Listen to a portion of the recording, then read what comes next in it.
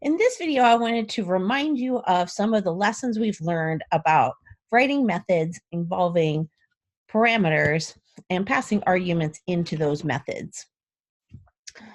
Whenever you're writing a method and you're trying to establish the parameter and return values, what you're really doing is setting up a mechanism to communicate with another part of your code. So if you're looking at your program, for example, our binary search example has two different regions in it. It has the main method region where information is defined, and then it has a separate region for the binary search algorithm.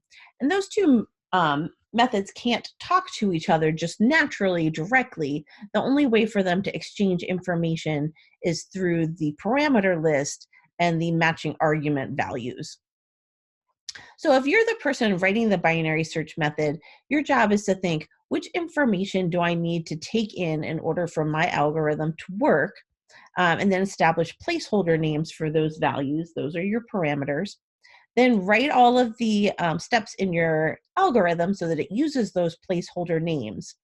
If any information needs to be returned to the calling program, then you use a return value that'll pass information back to the place where the method was called.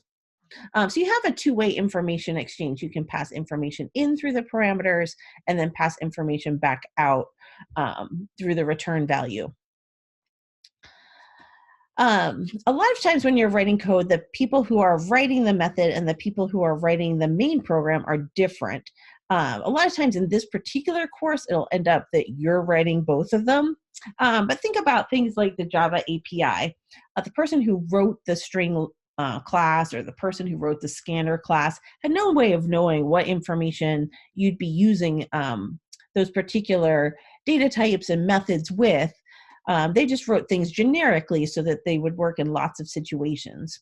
So as you're writing your method algorithm, you just think like about the algorithm itself. If you're the binary search algorithm, you're thinking, I'm going to match up the first argument in my parameter list, or the first argument from the method call with the first item in my parameter list, the second argument in the method call to the second argument in my parameter list.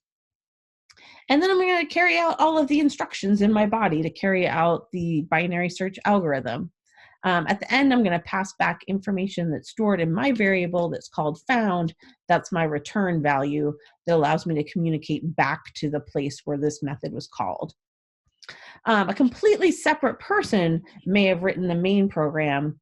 And in the main method, they're just thinking about, like, what is my data? Well, I have a list of values, and I have a counter, I have a search value, I have this Boolean variable where I can store a result. And I don't really know all the steps in the binary search algorithm. Maybe I didn't even write that algorithm myself. I'm just going to call that method. I'm going to pass in the required information, the list of values, and the key that I'm looking for.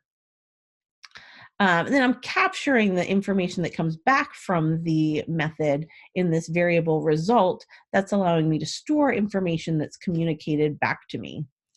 So in the main program, all of my interactions with the binary search are captured in that one line where I say I'm calling the binary search method and I'm passing in these two specific values, my current list and the search value, and then I'm going to capture the information that comes back from it, the result. So if you're writing a method yourself, you're thinking about what information do I need to take in and what information do I need to communicate out, and then also which steps are involved in my particular algorithm. If you're calling a method, you need to think about what information needs to be passed in. Those are your arguments, and then also whether or not you need to capture information that comes back from the method.